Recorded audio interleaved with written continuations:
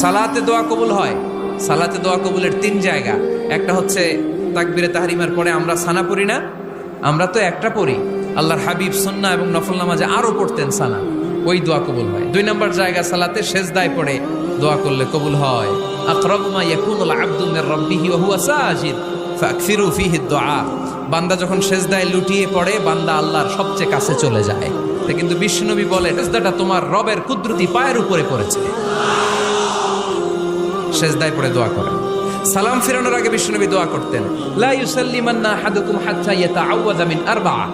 আল্লাহর হাবিব বললেন 4 জিনিস থেকে পানাহ না আছে আমার কোন উম্মত যেন সালাম না ফিরায়। তারা যেন পড়ে আল্লাহুম্মা ইন্নী আউযু বিকা মিন আযাবিল কবর, আউযু বিকা মিন আযাবি জাহান্নাম, আউযু বিকা মিন ফিতনাতিল মাহইয়া ওয়াল মামাত, আউযু বিকা মিন ফিতনাতিল মাসিহিদ দাজ্জাল। আল্লাহ কবরের আযাব থেকে বাঁচাও, আল্লাহ জাহান্নামের আগুন থেকে বাঁচাও, আল্লাহ জীবন